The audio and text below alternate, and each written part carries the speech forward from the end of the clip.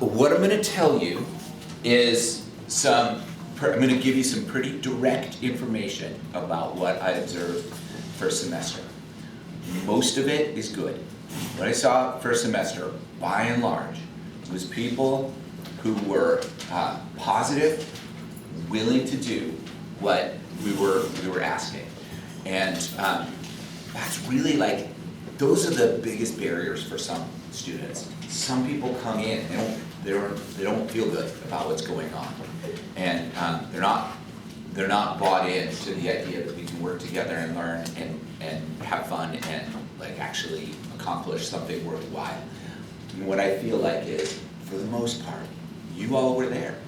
And so that is, I think, the most important thing. And so if you were one of those people who pretty much showed up thinking, okay, well, let's do this stuff and learn a little bit. And if one of us asked you, hey, can you go over here, can you do this work, or can you show me this, or can you do this again? And you were like, okay, yeah, sure, no problem. Like, that is a terrific start. That in and of itself is the foundation of most of what you need to be successful. And then there were some things that I just want to point out that for some people were missing.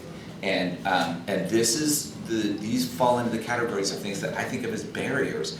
And for some of you, those barriers were so steep that you didn't actually learn and earn credit in the class. And I would like to avoid that. Next time around, what I'd like to see is everybody learning and everybody earning credit, because you can. The first barrier is attendance. So if you were here most of the time, then you're good. If you weren't here at least 75% of the time, then we need to do something different this semester. That will not work. We figured it out. If you're not here at least 75% of the time, you're gonna fail the class. You're not gonna learn. You're not gonna understand what's going on when you are here. So those of you who cannot attend on a regular basis are gonna be removed from the class. I'll have you somewhere else because it's not gonna work for you to be in here just 60% or 40% of the time. The second piece is the way that you approach the class. If you're here and you're willing to think and work and learn, you're willing to kind of buy into the idea that the instructional team here just wants you to be successful, then you are like, that is like most of what you need in order to be successful in this class. But if that's not what we're seeing, what we see is that you come in and you are resistant to doing the things that we're asking you to do. You argue, you make excuses, if you like say you're gonna do something and then you don't, same deal. You can't be in here. We figured it out. That doesn't work. So if you cannot be positive and engaged, we'll find another spot for you. I don't want to waste your time. Let's get you somewhere where you can actually get some stuff done. The third piece is much less important from our point of view, but it might matter to you a little bit. And that's the idea that we need you to have some of those like responsibility skills, like turning work in and putting your name on things. Ms. Reinwald and I, when we finalized grades, there were a few of you that we were like, okay, well, these students aren't passing the class, but they deserve to. And we just bumped your grade up. You might have noticed, or you might not have. I just went through and like excused some assignments that you never turned in. But if that's you, if you went from an F to a D right at the end of the semester, what I will tell you is if you do the same thing second semester that you did first semester, you're gonna end up with a D again. And if you're okay with that, I am too. I don't have a problem with people getting a D in this class, as long as you're okay with it, and as long as you're positive and you're like that's all good. But I know for some of you that may have felt like a little bit of a disappointment. And so what I want to remind you is that we made a deal with you at the very beginning of the school year, and that deal holds for second semester, which is if you show up relatively on time whenever you can be here. In other words, you're not skipping and you don't have like ridiculous tardies. And you use your class time to try to learn about the stuff that we're doing. You're trying, actively engaged, trying to figure stuff out. And you submit evidence of the learning and work that you did during class, you'll get at least a C. So if you got a D and that worked for you, probably it'll work for you again. But if you want that C or B or A, everybody here is capable of doing it. There's nothing that we're gonna do that is intellectually too much for anybody in here. You are all capable of getting a B or an A in the class. It's all in how you approach it. If you're okay with getting a C, I'm good with that too. Frankly, if you're okay with getting a D, that's fine as long as you're not causing trouble. But if you want that C or B or A, we can help you. The 3 things you need to focus on: be here on time as often as you can, use your class time productively, trying to learn, not just like filling in blanks on a sheet of paper or sitting at a desk with a pencil in your hand, but actively asking yourself questions about the things that we're doing. We're going to be talking about momentum today. One of the things I'm going to be talking about is mass. Most of you don't know what mass is. We're not going to talk about that in here because we just don't have time. But if you're really interested in what's going on, that's something that should occur to you. What is mass? You probably don't know. I know that. What is it? It's like some kind of energy. That's not true. Oh, Yeah, so see what I mean? Like you're, I'm not saying that you don't know what you're talking about, because you do. Like, you're smart and you know stuff. But mass is there's a really specific definition of what mass is. And it's like very precise, and it has a ton of meaning, and it's not energy. Yeah. Mass gravitational pull. Nope, that's a force. That's a good guess though. How much space an object is? No, that's a volume. That's volume, yes. Yep. The other one. Yeah, but this kind of thinking is exactly what I'm looking for. This is the stuff that I want to see. The questioning where you are asking me and yourselves, like, wait, what's this? And it is kind of interesting, right? Because we've talked about mass. We talk about it all the time. You've talked about it in your science classes, and you all are smart, capable, knowledgeable people. But I don't think anybody in here knows what mass really is. And that is kind of a neat thing when you realize, like, wow, no matter how much we learn, no matter how much we do, no matter how much we talk about, there's always more. So we're going to talk. We'll talk a little bit about mass today. I'm not going to go into the definition. I'm going to show you a couple of quick things that I'm going to ask you to write down. And then I'm going to start the assignment with you. We'll work through the first part of it together. We'll head to the computer lab, you'll work through the second part on your own. It's kind of a repeat of the first part though, so you will have seen all of it. And I'll post the video. So those of you who would like to have a little reference, we'll have the video posted by the time you get to the lab. Well, no, probably not by the time you get to the lab, but within 10 minutes of you getting to the lab. All right, so I'm gonna ask you to write some stuff down. We're gonna be talking about momentum today, and the 2 big things that I want to focus on are, number 1, how can we qualitatively describe momentum? Does anybody know what that word qualitative means?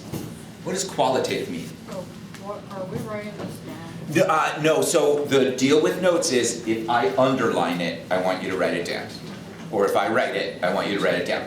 This is just for us to think about. Oh, what's the topic? Momentum.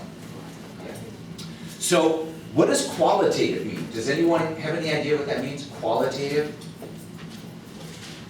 What do you think? Like the quality of an object. The quality, it makes sense, right? Quality is kind of built into this word, yeah. So when we think about, Isn't mass just like anything that takes up space? not quite, no.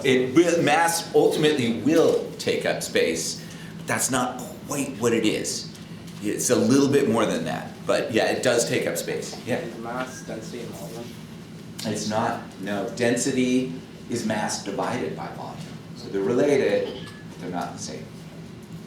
So this word qualitative, what this means is that it's a way of describing something without using numbers. So when we qualitatively describe an object's momentum, we're talking about things like, well, that has a lot of momentum. That doesn't have very much momentum. That has a medium amount of momentum. And then this piece has to do with some math. Actual addition, subtraction, multiplication, division, right? So those are gonna be the things that we look at today. We're gonna start with this piece. Qualitatively describing an object's momentum means we've got to know what momentum is. So the first thing that I want you all to know about momentum, and so I'm going to underline some stuff, so this is the stuff you write down. Momentum is a property of a moving object. What it means is that things that are moving have momentum. Anything that's moving has momentum. If it's not moving, it doesn't have momentum. So momentum is something that only moving things will have. And that's kind of interesting because a lot of times we talk about momentum in sports. And you all have probably heard the sports people talk about it. If you've ever watched sports on TV, you've heard them talk about momentum. And one of the things that we tend to associate with momentum is in football. Like momentum has to do with like big linebackers got a lot of momentum and stuff. But one of the things that's kind of interesting about momentum is anything that's standing still has no momentum. I'm not a big guy, okay? And so if I am moving, and fair to say that I probably don't have a lot of momentum. But if I were playing football and I were to try to tackle someone out on the field who was 3 times larger than me, if they're not moving, I still have more momentum than they do. In fact, if they're not moving, the football itself might have more momentum. If they're not moving, the mosquitoes flying around the field have more momentum than the biggest football player standing still. So that kind of gives us an indication that momentum has something to do with this motion. And what does it really have to do with? And here's what it boils down to. What momentum does is it tells us how hard it is to stop something. And we played around with this a little bit at the end of first semester. I had this track set up, and some of you came up. Do you remember? You came up and you put your hand out in front of the track, and I rolled the cart down the track, and I had you close your eyes. Do you remember this? And we rolled the cart at the same speed, and you had your hand there, and your eyes were closed, and you could tell which cart was like had the more weights on it, because you could feel how hard it was to stop. And that's what momentum is. It's how hard something is to stop. If you think about a empty wagon rolling on the ground, you just kind of put your foot out and stop it, or put your hand out and stop it. But if you take that same wagon, you fill it full of bricks, it's harder to stop. If you think about a tennis ball, doesn't weigh very much, pretty easy to stop, right? So you can stop that pretty well. How about now? It's harder, isn't it, right? I would never do that, but if I were to chuck this tennis ball as hard as I could, nobody would get hurt, but it would be a lot harder to stop. And that's because momentum has a couple of different pieces that go into it. Now, one of the things that we're not going to deal with today, but we will need to deal with down the road, is that momentum has direction. So we talked about this when we talked about velocity and acceleration and force, because those all have direction as well. We're going to keep things simple, because when we use our air carts on the air track, we only have 2 directions. And we're going to be able to just say one of them is positive and one of them is negative, and that's how we'll keep track of it. But if we were to try to get more complicated, we could, because things could be moving in any direction, which means they could have momentum in any direction. There's 2 pieces that we need to know to find the momentum of an object. The first is its mass, and this is what I brought up earlier. Like, mass is something we know something about mass, like if you pick up two things in your hand and one of them is heavier than the other, you know it's got more mass, but mass and weight aren't exactly the same. And we don't actually need to know the difference, not right now, not for this class. If you take physics, we'll go into this because it's going to become more important. Mass, basically, for those of you who are interested, is just how much stuff is in something. Mass is a measurement of how much stuff is in an object. That's it. But it's not the size, because some things can be really small and have a lot of stuff. Things can be really big and not have a lot of stuff. It's not just the size that matters, it's how much actual particles are in a thing. So it turns out that the more mass something has, the harder it is to stop. And then the other piece that goes into it is velocity. Things that are moving faster are harder to stop. And these two things are all there is to momentum. Things are harder to stop if they're more massive, and they're harder to stop if they're moving faster. Yeah. And then volume is the amount of mass an object has. Right? It's not the amount of mass, it's the amount of space it takes up. How much space an object takes up. Yeah, that's volume. Mass is the amount of actual particles. We can squeeze particles down into smaller spaces. So I can take 5 particles and squeeze them down into a smaller space. They have less volume, but the same amount of mass. It's more compact, but the same weight. Exactly. And that compactness is what we call density. So density has to do with how squished together the particles of something are. Mass has to do with how many particles. To find momentum, it's a really straightforward calculation. This is something we're going to do a lot, so you should write this down for sure. We're going to do this, hey, come back. We're going to do this a bunch today, and everybody needs to make sure that you have this written down. Momentum equals mass times velocity. And I'll write it up here as well, so that if you forget or if you can't find your notes while we're doing our work today, you'll see this. Momentum equals mass times velocity. And when we do this work, what you're going to find is that in general, we use a unit called kilograms for mass, and in general, the velocities that we use are going to be in meters per second. We're not going to be overly concerned with units in this class. We just kind of want to think about the thing itself. Okay? So I'm going to show you a couple of examples. These are interesting because where things get really fun with momentum is when you think about things that have a lot of mass that are moving real slowly, or when you think about things that have not a lot of mass that are moving really quickly, because you can get a lot of momentum either way. So we'll talk about a lot more examples down the road, but I'm just going to show you a couple of quick things that I find to be somewhat entertaining. Okay.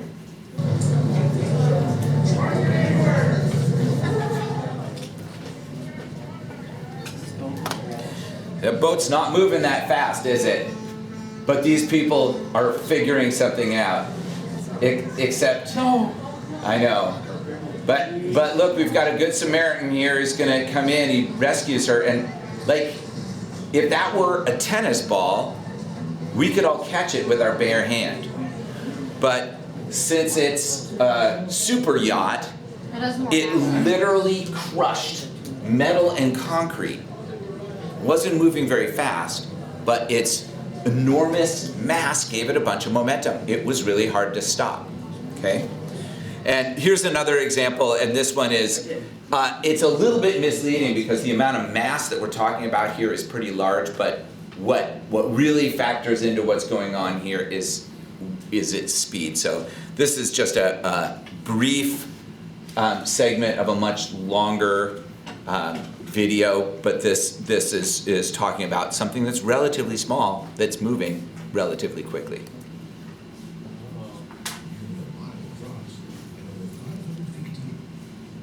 This time, it was assumed to be a volcanic crater. It wasn't until the 1960s that it was confirmed to have a more celestial, yet just as explosive origin. 50,000 years ago, as woolly mammoths and giant ground sloths wandered these lands, a massive asteroid collided here. The impact energy was about 10 megatons, equivalent to more than 20 million tons of TNT. Named simply Meteor Crater, it's the first geologic scar ever confirmed to have been created by a collision from outer space. Hundreds of other craters have been identified since, but Arizona's remains one of the most spectacular. Wow. So again, the piece there that I want you to think about is that we're talking about something that, while it was big, the crater that it made was enormous, and that the size of that crater had to do with how quickly the object was moving and how difficult it was to stop. And you all have done stuff like this. Probably you throw a rock into a lake or a swimming pool or a river, and if you just kind of plink it in, it'll even a small rock will just kind of make a little ripple. But if you take that same rock and you throw it at the water with all your strength, it makes a much bigger splash. So we know intuitively this idea that things are harder to stop if they have more mass. Things are harder to stop if they're moving faster. So what I'm going to ask you all to work on today is it's a simulation. So we'll after I hang on, I have to unfreeze this so that I can. Okay. It's a simulation, and what I'm going to do is I'm going to walk you through the first part, and then I want you in class to do the second part. For this first part, you can just write down stuff on your notes. You don't have to turn this in. You can write it on your notes and you can keep it. If you want to write it on something separate and turn it in, that's fine as well. The simulation is, hang on. I have to fix my computer here. Okay. The simulation is pretty straightforward, and what it does is it shows us a couple of different balls, but we can think of these as being like our air carts. And the part that we're going to look at here is called Explore 1D, and all this stuff is in the instructions, and it'll be on the video. So if you need a refresher, it's written down, and you'll have a video to look at. And when you look at what's going on, I'll just play it a couple times so you can kind of see what happens. You take these two objects and you click on the play button, they smash into each other and then bounce off. Okay? And there's a bunch of other things that you can do here. Right now they'll hit each other and they bounce. If they hit the sides, they bounce. And this will kind of keep going on forever. We can change some things about this, but what we're going to do is going to be relatively straightforward. What we're going to do is we're going to look at what happens when we bounce these two things off each other, and then we're going to make a prediction about what would happen if we changed the mass of one of them. All right? So I'm not going to show you all of this stuff. I'm not going to show you how it all matches up, but if you look at the instructions here, it tells you how everything needs to be set up.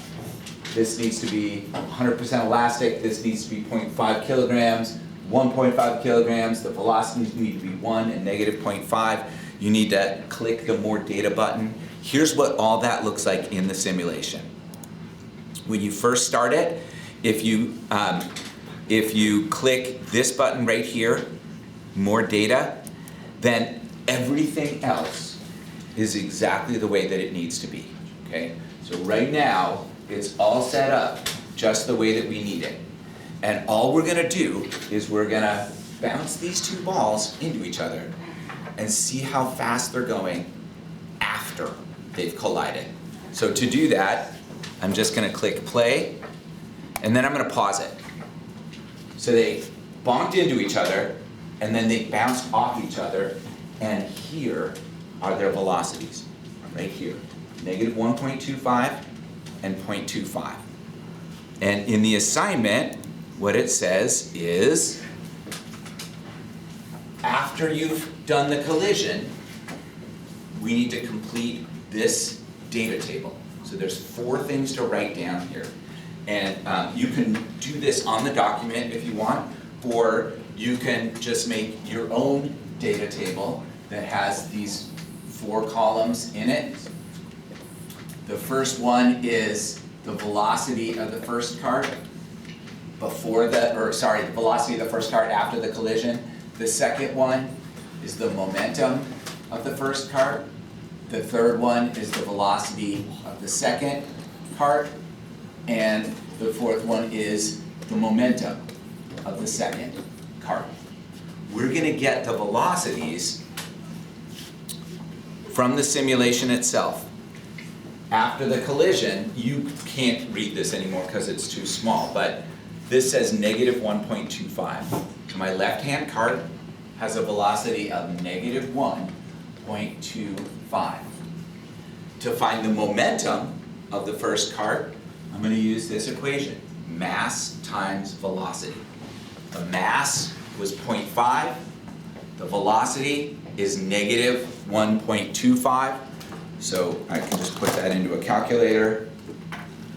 0.5 times negative 1.25 is negative 0.625. That's how much momentum that first cart had. The second cart, after the collision, has a velocity of 0.25. And its momentum is going to be its mass times its velocity. Its mass is 1.5, its velocity is 0.25.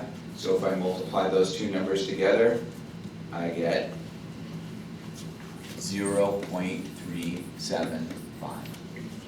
Yeah. Do you want them to round up or round down on the second columns for both of those? It doesn't really matter. I would say, because of the way this is gonna work, they can just write all the numbers. They don't need to round. Just write them all out. Yeah. Yeah, so you should write this down. This is, I'm gonna walk you through an example, and then you're gonna go do something really similar to this in the classroom after I'm done, okay? So what we saw, and I'll rewind this here, and you can watch it again. What we saw here is these two objects moved toward each other, and then they bounced off each other. So they move toward each other, they bounce off each other. And then in the assignment it says, what would happen if we changed the mass of the one on the right so that it was much, much smaller? What do you think would happen? So, and it says, without running the simulation, what do you think will happen? And specifically, what do you think will happen to the ball on the left and the ball on the right? How is their motion going to look different if I change the size of that second one? So if I change this one so that its mass is 0.25, it's much smaller now. Everything else is the same, okay? So oops, I have to start over, sorry. This is 0.25. Okay, so now they're gonna bonk into each other again. Their velocities are the same at the start. This one is the same size as it was before, but this one is much smaller. What's gonna happen? What do you think is gonna happen? Gavin, what do you think? No. What's that? I think it's gonna go slower. Which one is gonna go slower? I think The blue one is gonna go slower afterward? yeah. Yeah. Anybody else? What do you got? Anybody else have any ideas? Oscar? The blue ball is going to be, or the red ball is going to be harder to stop, or not, easier to stop. Yeah, there's momentum, right? These objects are moving. When they hit each other, part of what's going on is they're kind of stopping each other. And then they're sort of pushing each other too, which is interesting. So if we make this one a lot smaller, it's going to be easier to stop.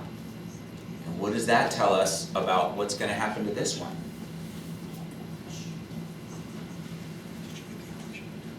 Wait, which one? this one, the one on the left, the blue one, what's gonna happen to it? Before, they hit each other and they bounced off. What's gonna happen now? Go slower, maybe? Yeah. Let's see. Let's try it and see. What? Right? So here's what's really cool is that, like, it did go slower, didn't it? It's just that it went so much slower that it stopped. Before, that ball on the right was bigger, so it stopped it and then it kind of pushed it in the other direction. But when we make this one smaller, that doesn't happen anymore. Now, the blue ball just sort of stops. And this one reverses direction, and it's going a lot faster now than it was. So, because before, it